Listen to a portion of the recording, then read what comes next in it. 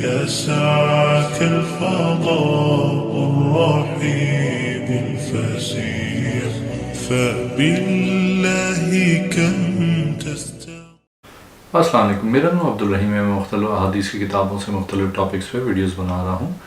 تو امام ابو یعلا موصلی کی جو مجموعہ احادیث ہیں ان سے کچھ حدیثیں ہیں۔ اعوذ باللہ من الشیطان الرجیم، بسم اللہ الرحمن الرحیم۔ موسیٰ علیہ السلام نے اپنے ماننے والوں کو 30 دن میں واپس تشریف لانے کی مدت بتائی۔ بس جب وہ اپنے رب کی بارگاہ میں حاضر ہوئے تو 30 دن میں کلام کرنے کا ارادہ تھا۔ ان میں سے 2 دن اور 2 راتیں انہوں نے روزہ رکھا، لیکن جب عین ملاقات کا وقت آیا تو آپ علیہ السلام نے اس بات کو ناپسند کیا کہ اس حال میں اپنے رب سے ملاقات کریں کہ آپ کے منہ سے روزے کی بو آ رہی ہو۔ تو موسیٰ علیہ السلام نے زمینی بوٹیوں میں سے کوئی بوٹی تھوک کر تھوم منہ میں ڈال کر چبا لی۔ سو اس وقت حالت میں جب حاضری ہوئی تو اللہ رب تعالیٰ نے فرمایا تم میری ملاقات کو آنے لگے تو روزہ افطار کر لیا۔ وہ اس حال میں زیادہ بہتر جانتا ہے جس حال پر وہ تھے۔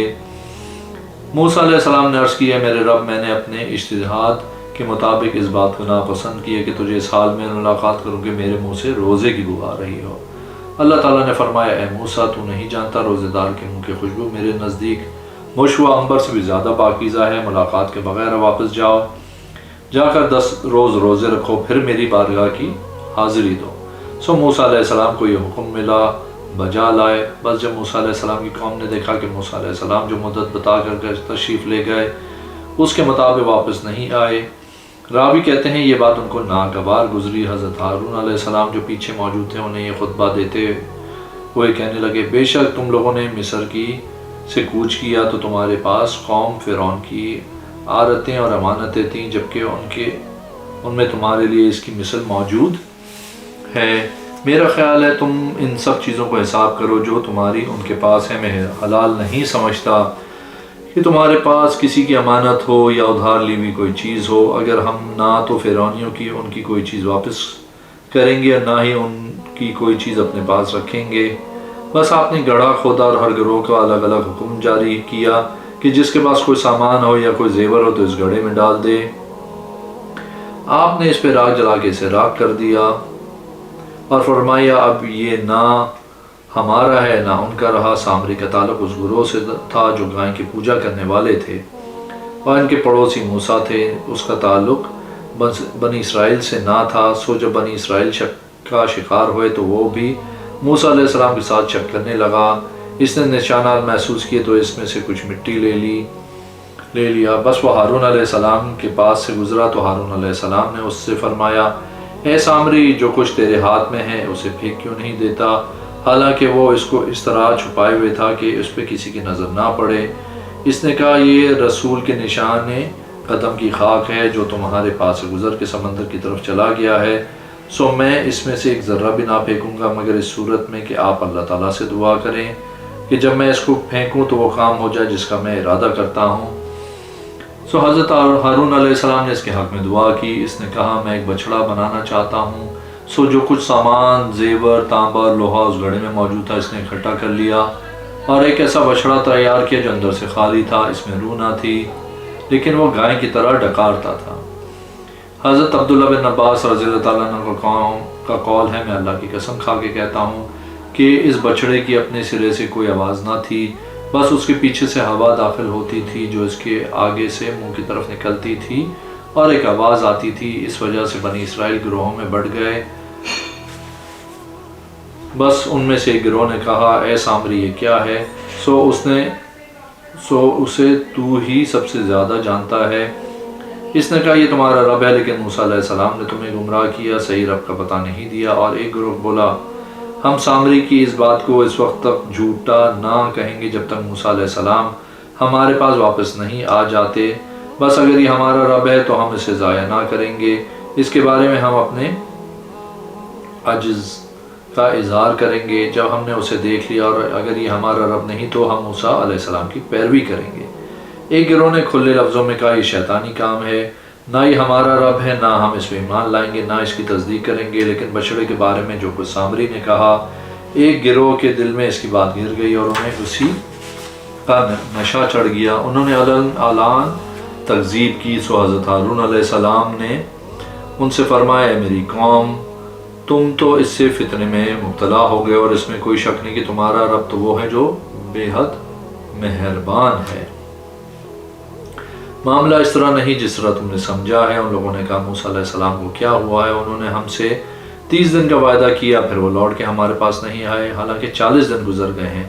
ان میں سے جو بے وقوف تھے انہوں نے کہا لگتا ہے موسیٰ علیہ السلام اپنے رب تک پہنچنے کا راستہ بھول گئے ہیں، اپنے رب کو تلاش کرتے پھر رہے ہوں گے۔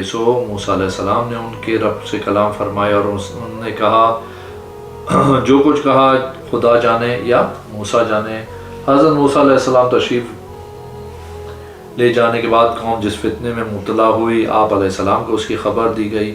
موسیٰ علیہ السلام اپنی قوم کی طرف اس حالت میں آئے کہ غصے میں بھی تھے، اور اس حالت میں پر افسوس کر رہے تھے، ان کی حالت پہ افسوس کر رہے تھے۔ موسیٰ علیہ السلام نے اپنی قوم سے جو کچھ کہا وہ آپ لوگوں نے قرآن کی زبان میں سن لیا ہے۔ تو وہ یہ ہے کہ تمہارے رب نے تم سے عمدہ وعدہ نہیں کیا تھا، تو کیا طویل مدت گزر گئی اس وعدے پہ، یا تم چاہتے ہو تم پہ غضب اترے تمہارے رب کی طرف سے، اس لیے تم نے توڑ ڈالا میرے ساتھ کیا ہوا وعدہ، اور اپنے بھائی کو سر کے بالوں سے پکڑ کے اپنی طرف کھینچا اور تختیاں ان کے سامنے رکھ دیں۔ پھر ان کے بھائی نے ان سے معذرت کی اور اپنے لیے مغفرت کی دعا کی، یا موسیٰ علیہ السلام نے ان کے لیے مغفرت مانگی۔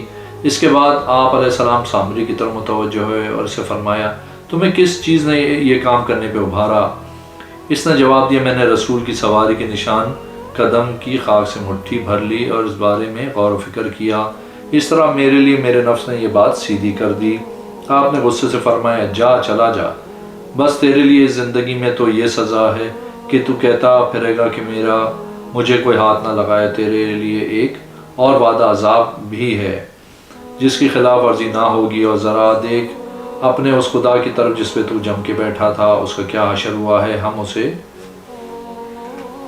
لا ڈالیں گے، پھر ہم اس سمندر میں اس کی راکھ کو بہا دیں گے، اور اگر یہ معبود برحق ہوتا تو بنی اسرائیل نے یقین حاصل کیا۔ رش کرتے ہوئے خوش ہوئے وہ لوگ جن کا نظریہ اس بارے میں حضرت ہارون علیہ السلام کی مانند تھا۔ ان میں سے ایک جماعت نے موسیٰ علیہ السلام سے عرض کی اپنے رب سے دعا کرے کہ وہ ہمارے لیے توبہ کا دروازہ کھول دے، جو کچھ ہم نے کیا ہے ہم اسے توبہ کرتے ہیں، وہ ہمارے اس برے عمل کو مٹا دے جس کے ہم مرتکب ہوئے ہیں۔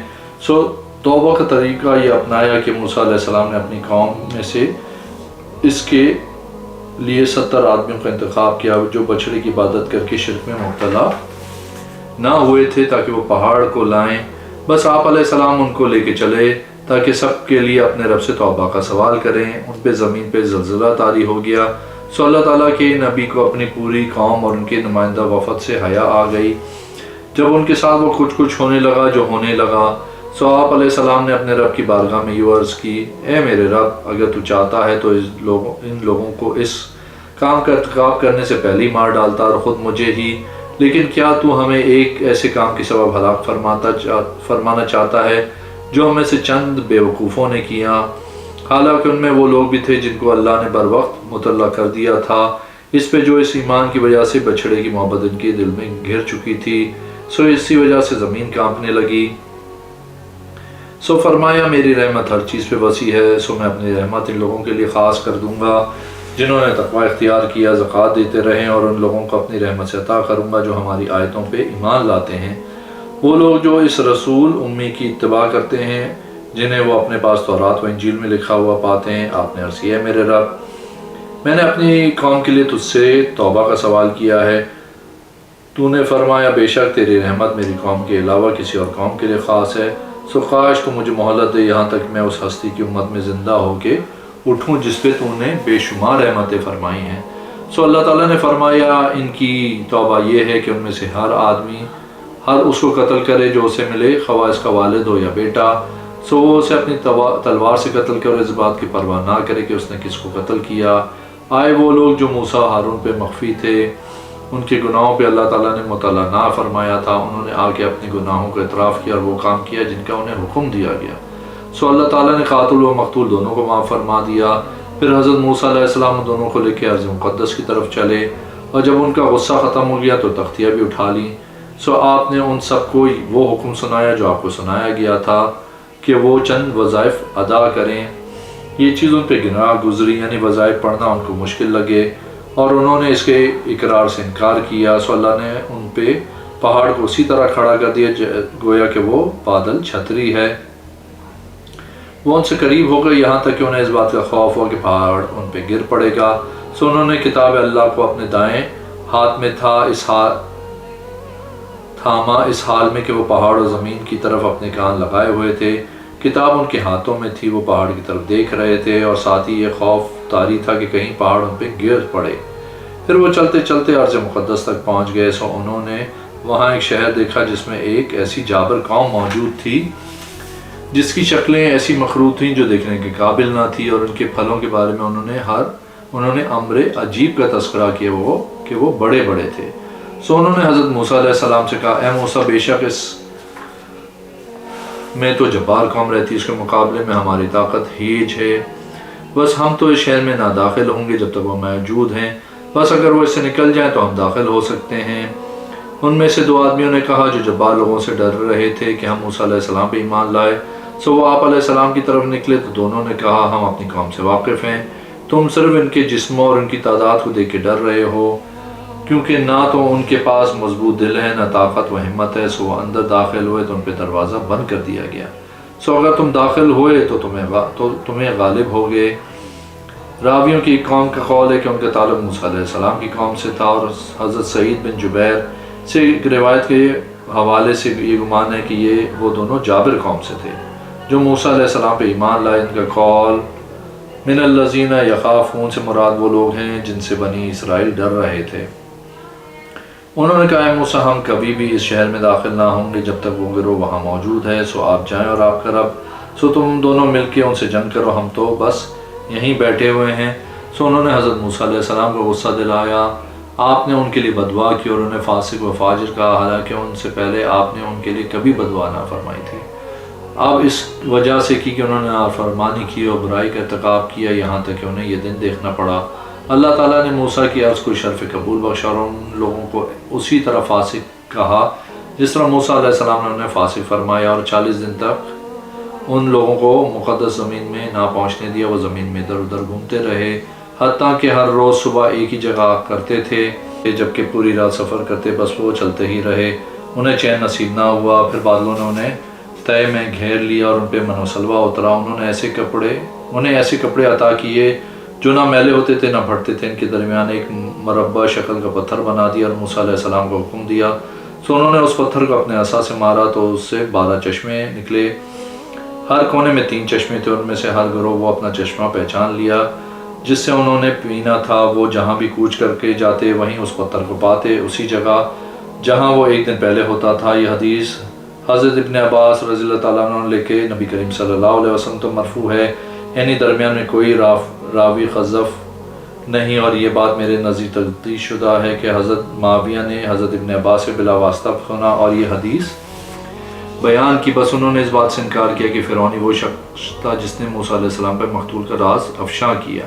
انہوں نے کہا، کیسے افشاں کیا، حالانکہ نہ اسے علم تھا نہ اس پہ کوئی ایسی بات ظاہر ہوئی تھی۔ ہاں، اگر وہ اسرائیلی تھا جو وہاں حاضر تھا اور اس نے اسے مشاہدہ کیا، سو حضرت ابن عباس غصے ہوئے، حضرت معاویہ کا ہاتھ پکڑ کے حضرت سعد بن مالک زہری تک لے گیا اور کہا، اے ابو اسحاق، کیا آپ کو وہ دن یاد ہے جب رسول اللہ صلی اللہ علیہ وسلم نے ہم سے موسیٰ علیہ السلام کے مقتول کا بیان کیا، فرعونی میں سے جس کو اسرائیل نے قتل کیا؟ تو اس بات پہ موسیٰ علیہ السلام پہ اسرائیلی نے افشا کیا یا فرعونی نے؟ تو انہوں نے کہا، اس کو فرعونی نے افشا کیا جو اس نے اسرائیلی سے سنا تھا، وہ جو وہاں حاضر تھا، اس نے خود مشاہدہ کیا۔ اگر آپ نے میرے چینل کو اب تک سبسکرائب نہیں کیا تو پلیز کیجیے، اس ویڈیو کو لائک کیجیے، اگلے میں انشاءاللہ حاضر ہوں گا۔ اللہ حافظ۔